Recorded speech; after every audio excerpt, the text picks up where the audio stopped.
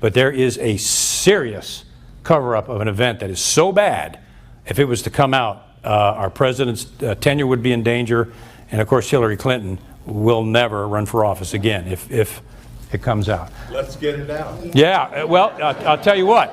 Go to, man, if I had time, that's what we're doing it right here. You can go to Accuracy in Media. I've written a piece on Benghazi where I get into this stuff in detail.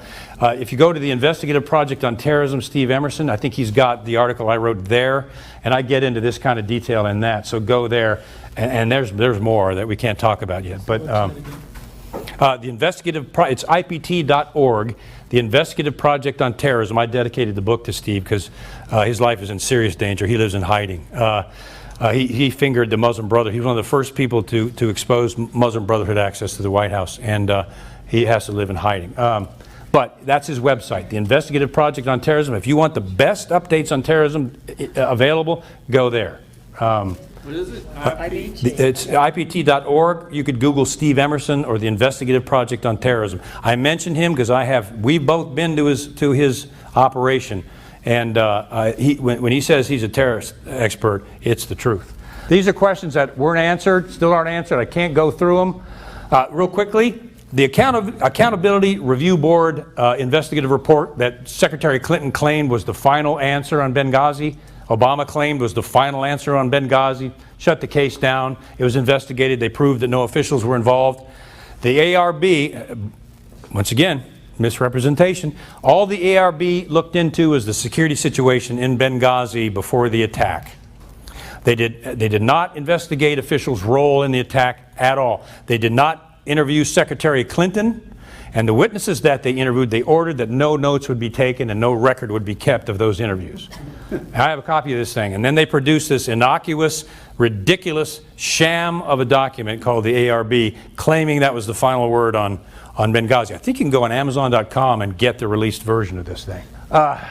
This is all of her stuff. There's so much there. Go ahead. We just don't have time. Lying under oath.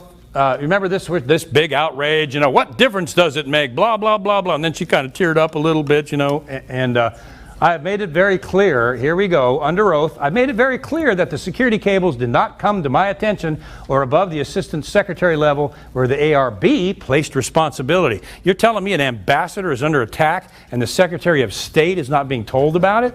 Gregory Hicks under oath said he talked to her that night on the telephone. She's lying under oath about the death of 4 Americans and the injury of about 20 others. The Secretary of State, well, it turns out there's a 46-page report by 5 committees of jurisdiction citing an April 19, 2012 cable bearing Clinton's signature acknowledging a formal request, March 28, 2012, from then Ambassador Jean Kretz for additional security assets, pleading for more security, but instead she ordered the withdrawal of security. Then there were several cables from Ambassador Stevens pleading for help there in Benghazi that went to the top. I know, I was in the government, I was in the Department of State, I wrote cables, I received cables, I know where these cables go. And in a case like this, it was the CIA, it would go right to the director. In a case like this, they went to the Secretary of State. She's under oath here. Just remember that. When 2016 rolls around, do you think this is going to be an issue? I hate to say it. For us it will, but for some people call them a low information voter, or the folks that don't really watch the news, we'll see. Congressman, AIM.org, we did the Citizens Commission on Benghazi, Admiral Lyons, General Paul Valley. A lot of these guys you see on Fox News as political analysts are part of the commission. We all go through, each one of us gives a speech on Benghazi. Go on AIM.org and watch that, because it's eye-opening. These are citizens, retired military and intelligence officers that are coming out and doing their own investigation on this stuff. Clapper lied under oath.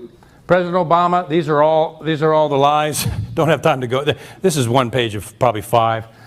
We don't have time to go into all those. Affordable Care Act, if you like your plan, you can keep it. He knew that 6 million plans are going to be canceled in 2010. He knew about it. Okay? He came out and said they would not be canceled 24 times. What do you call that? I call it a lie. Okay? He briefed Congress on that. And the Affordable Care Act will not work unless these policies are canceled. And in my humble opinion, they knew about that when they created it. Here we go, another lie. We have to pass the health care bill so that you can find out what's in it. How stupid do they think we are? She's the one that pushed through Obamacare. She knew the wording regarding the loss of policies. She knew the wording, I think it's Section 710 or something like that. She knew the wording in the ACA bill from the beginning that it was going to cause the loss of policies for about 6 million people. She knew that. She was aware of what the President stated to Congress. She knew about this 3 years ago that it was going to happen. And yet she concealed that from the American people.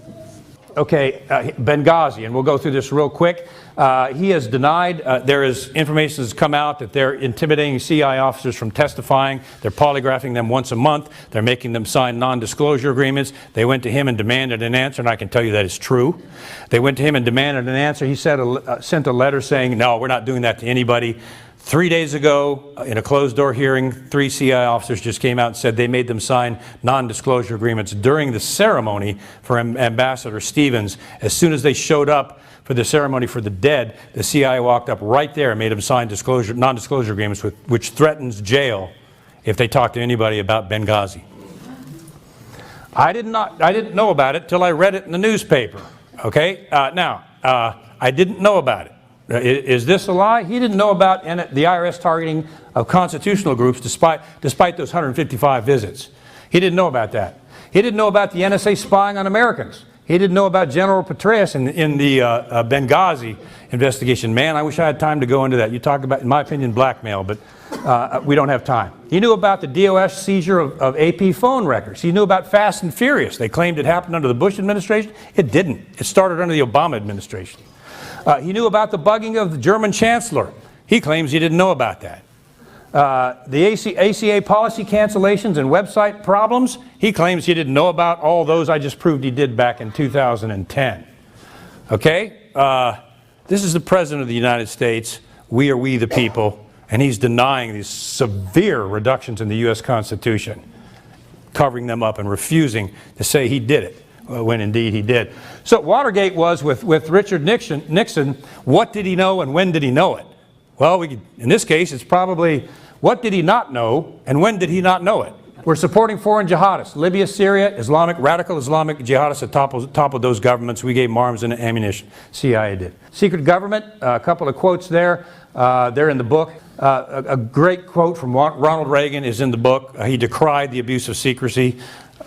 This one real quick. There's 1,271 secret government organizations in the United States that are targeting and surveilling U.S. citizens that not even Congress knows about or the extent. And I go down through the companies involved, the number of people with clearances, etc. Saudi Arabia and its chief sponsor of terrorism around the world, they're aggressive and hostile. We're buying oil for them. I go through what their basic philosophy is. I talk about, this is important. It's an Islamic doctrine that is in their holy writings. It's called taqiyya. It allows a radical Islamicist to lie about anything if it accomplishes cultural jihad. You can even call yourself a Christian if it accomplishes your ultimate goal. And in the eyes of Allah, they consider that holy. Just remember that. So if somebody calls themselves a Christian and they're supporting Islamic jihadists and having Islamicists visit the White House and their chief advisors are Muslim Brotherhood members, by their fruits you will know them. American mosques, stealth jihad, the U.S. is funding its own eventual destruction because we're funding Saudi Arabia to the tune of billions and billions. The U.S. military, by the way, runs off Saudi oil. Our aircraft carriers, F-16 jets and others, they're running off Saudi oil, just so you know. You ever heard that in the press? No. Here's an example of how we cozy up to the Saudi government. Muslim Brotherhood, we'll move through this real quick. FBI raid, this is what the Muslim Brotherhood, and I got to read this. Ikhwan, or Brotherhood, must understand that their work in America is a kind of grand jihad in eliminating and destroying the Western civilization from within and sabotaging its miserable house by the hands of believers so that it is eliminated and God's religion is made victorious over all other religions, the Muslim Brotherhood. In America, they're undertaking a grand jihad aimed at eliminating and destroying the Western civilization from within. Egypt has just filed with the International Court an accusation President Obama committing war crimes because he supported Morsi and the Muslim Brotherhood government in Egypt, which killed several Christians as soon as it got in power, and the people threw them out. The Obama administration has now cut funding from Egypt after they toppled the Morsi Muslim Brotherhood government. And Egypt they have just filed charges of international crime for President Obama because they know what was going on there. Sharia law, this is in the book. I can't go into it. The goal of the Muslim Brotherhood is to replace the United States Constitution with Sharia law. Go on the internet or wherever and read what Sharia law is. This is treason to propose that the Constitution be replaced with this document. The two cannot coexist. Sleepers in America. I go through this. There are covert terrorist cells right here in Georgia. There's one in Commerce, Georgia, sponsored by Sheikh Gilani, who was responsible for the beheading of Daniel Pearl. He coordinated the whole thing. He has set up the Muslims of America training camps in the United States, 2 of which are in Georgia. They are asleep. They are a bomb. Here's the scariest part. Anything can happen with the MOA at every time. That's actually photographs in Georgia. Their modus operandi, what they do is they recruit primarily poor folks to get them train them in weapons, engage them in healthcare fraud, Medicare fraud, food stamp fraud, and that's how they fund themselves. This is the MOA camp in Commerce, Georgia, just about probably 3 hours from here or so. This is the number of camps the MOA has across the United States, sleeper cells.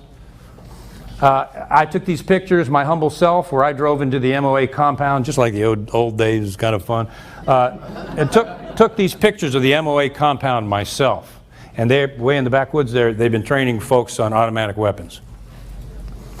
Okay, Muslim Brotherhood access to the U.S. government. These are Muslim Brotherhood members here. Now, this is what I want to get to, and then we'll wrap it up here. President Obama's cabinet, chief advisors. Okay? Arif Alakan, professor of Homeland Security and Counterterrorism at the U.S. National Defense University, the chief defense university for training national security personnel in the U.S. government. Mohammed Elleberry was appointed to the Department of Homeland Security by Janet Napolitano. He's on the Homeland Security Advisory Council. He's a active Muslim Brotherhood member. Barack Obama's inaugural advisor on faith-based neighborhood partnerships, Takia Abu Patel. Salam al-Mariyati, president of the Muslim Public Affairs Council, advisor to the White House. Deputy Associate White House Counsel, member of the Muslim Brotherhood. This lady is particularly involved with the Obamas. She is an active participating member of the Muslim Brotherhood, and she's a chief advisor of the president. I could go into this, but there's just too much here. An avid supporter of the Muslim Brotherhood when she was Secretary of State. Had them in meetings and trained them how to run government, etc. Huma Abedin, her chief advisor, family's member of the Muslim Brotherhood. Samantha Power, who was just appointed UN ambassador in the place of Susan Rice, wants to shift $2 billion from Israeli military aid and shift it to the Palestinians from Israel. She wants to deploy U.S. forces to protect Palestinians from Israel. U.S. forces. She's an Obama advisor in the war on Libya and the policy on Israel, and her husband, Cass Sunstein, is a progressive Marxist who wants to see the Constitution changed. These are high positions in the White House. Just remember that. These are chief advisors to the President of the United States. So when you see us arming jihadists in Libya and Syria, maybe you can kind of connect the dots. Susan Rice, big figure we all know in Benghazi.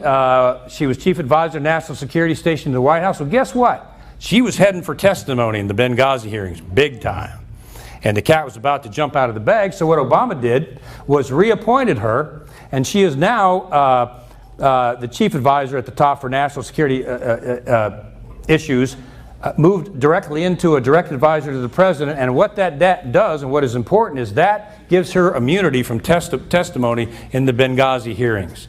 Obama moved her into a senior national security advisor role, and in that role she's immune from testimony in Benghazi. This is the guy, John Brennan, now director of the CIA, who took the talking points out of Benghazi. He also ordered the removal from CIA, FBI, and Department of State training of any word, radical Islam, jihad, Islamic terrorism, and I've got a list of them here. By the way, Mr. Brennan came out publicly and said that he has visited Mecca and Medina personally. You cannot get into Mecca and Medina unless you're a practicing documented Muslim. Those of you that know know that. There's an FBI agent who's come out and said he was there when the conversion happened, John Guindolo. James Clapper, he came out and said that the Muslim Brotherhood is